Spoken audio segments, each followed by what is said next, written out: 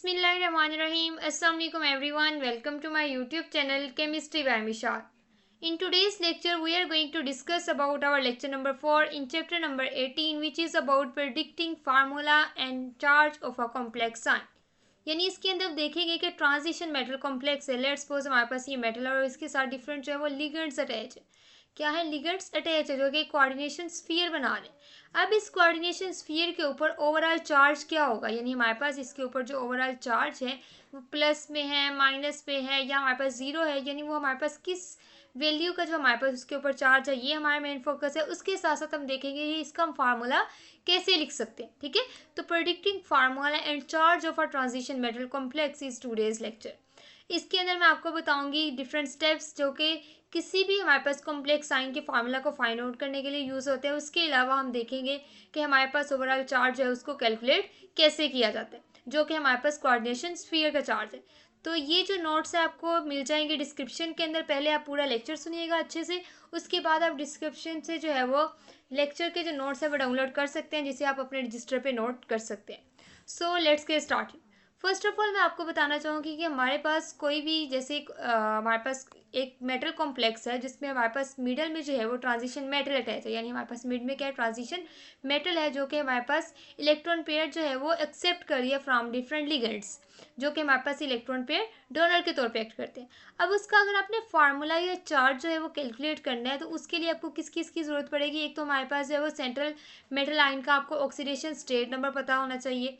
उसके अलावा आपको पता होना चाहिए कि लिगेंड्स के ऊपर चार्ज क्या है, वो एनआईडी की नेचर क्या है, केटाइनिक क्या है, +1 है या -1 है, या वो न्यूट्रल इन नेचर है. ठीक है, अगर हम इन सब के बारे में देखें तो अगर मैं जनरल फार्मूला उसका देखूँ तो वो कुछ यूँ बनता है.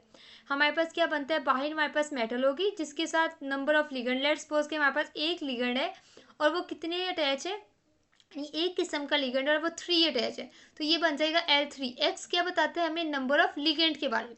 अगर हमारे पास जो है वो एक की बजाय जो है वो दो तरह के लिगेंड्स होते हैं, लेट्स सपोज L1 और एक और लिगेंड था वो मैं उसको कह देती हूँ L2, जो कि हमारे पास अमोनिया हो सकता है, वाटर हो सकता है, वो एक अटैच है. तो मेटल हमारे पास यूँ आएगी और इस तरह ब्रैकेट्स के अंदर हम स्मॉल ब्रैकेट्स के अंदर लिख देंगे और नीचे सबस्क्रिप्ट में लिख देंगे कि हमारे पास टोटल नंबर ऑफ जो है उस टाइप के लिगेंड्स कितने हैं. और ओवरऑल जो हमारे पास कोऑर्डिनेशन स्फीयर के ऊपर चार्ज होगा, लेट्स सपोज वो +2 है या +3 है या +4 है, ये हमारे पास आ जाएगा overall charge of a complex ion, जो कि उस किसके साथ टोटल आयन जो है वो अटैच है, किसी भी हमारे पास जो है वो एनाइन के साथ अटैच है और एक कंपाउंड की फॉर्म बना है. यहाँ पे हमने ये देखना है कि हमारे पास ये जनरल जो इसका स्ट्रक्चर है वो कुछ यूँ है, M और उसके बाद ब्रैकेट L और X और ओवरऑल हम ब्रैकेट लगा के ऊपर पावर आ गई है हमारे पास +-y. अब इसमें M क्या है, ट्रांजिशन मेटल है जो कि सेंट्रल मेटल आयन है. L इज अबाउट लिगेंड जो कि हमारे पास इलेक्ट्रॉन पेयर डोनर है. क्या है, इलेक्ट्रॉन पेयर डोनर है. जबकि हमारे पास X क्या बताता है, X is the total number of ligands which are attached. ठीक है, यानी हमारे पास क्या है, एक्स हमारे पास क्या बता रहा है, जो एल के नीचे छोटा सा एक्स लिखा हुआ है ये हमारे पास बताता है कि इस तरह के हमारे पास लिगेंड्स कितने अटैच है, और ये हमारे कोऑर्डिनेशन नंबर के से जो है वो डिटरमाइन हम इसे कर सकते हैं. अब जो ऊपर +-y लिखा हुआ है, यानी जो प्लस में भी हो सकता है, माइनस में भी हो सकता है, या फिर वो जीरो भी हो सकता है, ये हमें बताता है ओवरऑल कॉम्प्लेक्स साइन के ऊपर चार्ज क्या है. अब कौन कौन से स्टेप्स हैं जिनकी मदद से आप ये सारी चीज़ें जो है वो कैलकुलेट कर सकते हैं. आपको मेटल का सबसे पहले जो पता होना चाहिए कि दरमियान में हमारे पास कौन सी सेंट्रल मेटल आयन मौजूद है.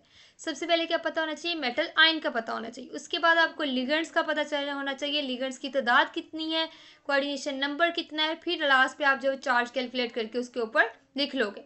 तो step number 1 is the identification of central metal ion.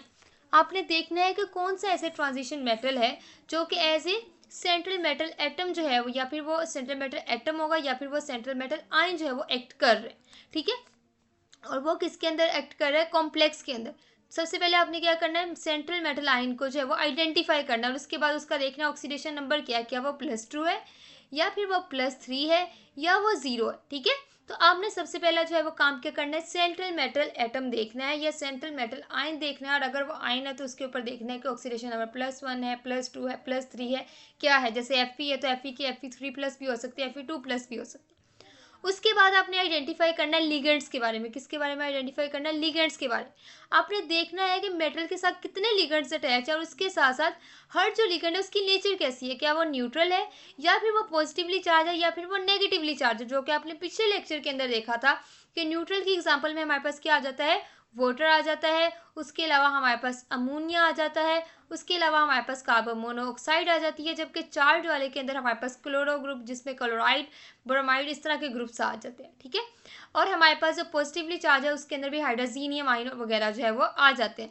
तो सबसे पहला आपका काम हो गया मेटल आयन की जो है वो आइडेंटिफिकेशन करना। सेकेंड काम जो हो गया आपका कि वो आपने लिगेंड्स पहचानने हैं कि वो कौन से हैं।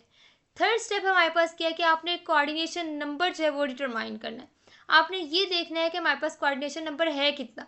अब जो है वो डिफरेंट टाइप्स के कोऑर्डिनेशन नंबर हो सकते हैं डिफरेंट लिगेंड से। जैसे कि हमारे पास ये वाटर है, तो वाटर जो है वो मोनोडेंटेट है, तो आपने देखना कितने कोऑर्डिनेट बॉन्ड बने हुए हैं उसके हिसाब से कोऑर्डिनेशन नंबर होगा। ठीक है, हर टाइप के, जैसे लेट्स सपोज के 3 वाटर मॉलिक्यूल अटैच है तो 3 हमारे पास क्या हो गए? वाटर की तरफ से हो गए, कोऑर्डिनेशन नंबर हो गया। और फर्ज करें कि 2 हमारे पास अमोनिया अटैच है तो टोटल हमारे पास कितने हो गए? 5 हमारे पास लिगेंड्स अटैच हुए। ठीक है, उसके बाद आपने क्या करना है? जब आपको total number of donor atoms का पता चल जाए, यानी हमारे पास क्या पता चल जाए? कोऑर्डिनेशन नंबर का पता चल जाए, उसके बाद आपने फार्मूला ऑफ कॉम्प्लेक्स लिखना है। फार्मूला ऑफ कॉम्प्लेक्स लिखने में सबसे पहले आपने क्या लिखते हैं? मेटल एटम को। क्या लिखते हैं? मेटल एटम या आयन को, लेकिन आयन के केस में भी ऊपर चार्ज नहीं बनाना। उसके बाद आपने लिगेंड्स को लिखना है। जो लिगेंड्स लिखेंगे उसको आपने ब्रैकेट में लिखना है, और ब्रैकेट के बाद आपने जो है वो उसके सबस्क्रिप्ट में लिख देना है कि वो कितनी तादाद में। लेट्स सपोज कि हमारे पास Fe के साथ जो है वो क्या अटैच है? 4 CO ग्रुप अटैच है, तो इसको आप इस तरह से कुछ लिखोगे। ठीक है, और फिर आप ब्रैकेट जो है वो क्लोज कर दोगे, फिर आप देखोगे कि ओवरऑल चार्ज क्या आएगा। अब ओवरऑल चार्ज हमें कैसे पता चलता है? आपने देखना है Fe के ऊपर हमारे पास क्या उसका जो था ऑक्सीडेशन नंबर था। लेट्स सपोज वो 3+ था, यानी +3 था। उसके बाद हमारे पास कार्बन मोनोऑक्साइड है, तो वो हमारे पास कितनी है? 4 है। उसके अंदर ये 4 हो गए, और हमारे पास कार्बन मोनोऑक्साइड जो है वो 1 के ऊपर कितना चार्ज होता है? 0, क्योंकि ये न्यूट्रल है, तो 4 के ऊपर भी क्या चार्ज होगा? 0। तो ओवरऑल हमारे पास जो स्फीयर का चार्ज होगा वो भी क्या होगा? +3 होगा, क्योंकि 4 × 0 इज 0 एंड +3 को 0 में प्लस करेंगे तो आंसर आएगा +3। तो ओवरऑल चार्ज हमारे पास क्या आ जाएगा? इधर हम लिख देंगे +3। तो इस तरह से आप अपना फार्मूला कंप्लीट कर सकते हैं। यानी आपने फार्मूला लिखने के बाद जो एंड पे जो छोड़ देना है कि हमारे पास अभी चार्ज नहीं पता, उसको आप कैसे फाइंड आउट करोगे? मेटल का चार्ज लोगे और प्लस करोगे number of ligands multiply by ligand charge. Let's suppose cyanide attach है, तो साइनाइड का क्या होता है? -1। तो लेट्स सपोज 6 साइनाइड अटैच है, तो 6 को -1 से मल्टीप्लाई किया तो -6 आ गया। एज ए रिजल्ट हमारे पास क्या होगा? -6 से वो प्लस होंगे। लेट्स सपोज मेटल के ऊपर चार्ज था +2। क्या चार्ज था? +2। अब +2 - 6 इज इक्वल टू -4। क्या है? -4। तो हमारे पास कोऑर्डिनेशन कॉम्प्लेक्स के ऊपर चार्ज क्या आ जाएगा? -4। तो इस तरह आप जो है वो लास्ट स्टेप के ऊपर ओवरऑल चार्ज लिख दोगे ब्रैकेट के बाहर, जैसे कि इन्होंने यहाँ पे 3+ लिखा हुआ है, इधर 4- लिखा हुआ है, और इधर हमारे पास 0 है। जिसके बाहर पॉजिटिव में वैल्यू आ रही है वो कैटायनिक कॉम्प्लेक्स है, जिसकी नेगेटिव में आ रही है वो एनायनिक है, और जिसकी कोई भी नहीं आ रही वो 0 है, जिनकी वो न्यूट्रल कॉम्प्लेक्सेस। अब हम इन्हीं एग्जाम्पल को देखते हैं और देखते हैं कि इसके अंदर मेटल आयन क्या था, ऑक्सीडेशन स्टेट क्या थी, और हमने किस तरह से इसका फार्मूला कैलकुलेट किया, प्रेडिक्ट किस तरह से किया। अब मेटल आयन फर्स्ट केस में जो हमारे पास कैटायनिक कॉम्प्लेक्स है ये वाला, इस केस में हमारे पास मेटल आयन क्या है? कोबाल्ट है। क्या है? कोबाल्ट है। और कोबाल्ट के ऊपर ऑक्सीडेशन स्टेट क्या है? +3 है। और हमारे पास यहाँ पे लिगेंड्स कौन से अटैच है? अमोनिया। अमोनिया की लिगेंड्स अटैच है, और इसको क्योंकि ये न्यूट्रल है तो इसको हम अमीन कहेंगे। ये हमने पिछले लेक्चर में स्टडी किया था। उसके बाद हमारे पास लिगेंड की टाइप क्योंकि न्यूट्रल है तो इसके ऊपर चार्ज क्या आएगा? 0। कितने कोऑर्डिनेशन नंबर है? 6, यानी 6 NH3 अटैच है, तो ओवरऑल चार्ज क्या हो गया? 6 × 0 0। तो मेटल के ऊपर क्या था? +3, और +3 में 0 प्लस कर देंगे तो ओवरऑल हमारे पास चार्ज क्या आ जाएगा? +3। तो इस तरह हम चार्ज की कैलकुलेशन कर देंगे। अब आपने मेटल एटम इसमें कौन सा है? कोबाल्ट। कोबाल्ट आप पहले लिखोगे ब्रैकेट के अंदर, उसके बाद आप 6 NH3 यानी NH3 लिख के ब्रैकेट छोटी डाल के और उसके सबस्क्रिप्ट में क्या लिख दोगे? 6। इस तरह करके आप फार्मूला उसका कंप्लीट करोगे। और +3 आपने क्या किया? +3 चार्ज कैसे आया? मेटल का जो ऑक्सीडेशन स्टेट थी वो +3 थी, लिगेंड के ऊपर चार्ज जो था 0 था, 6 लिगेंड से, तो 6 × 0 +3। एज ए रिजल्ट आपके पास आंसर आ गया +3। ठीक है, अब सेकेंड एग्जाम्पल हम देखते हैं जो कि एनाइनिक कॉम्प्लेक्स की है, जैसे कि आप यहाँ पे देख सकते हैं। अब इसके अंदर क्या हुआ, आयरन है हमारे पास, ये हमारे पास फेरस आयन है, तो Fe2+।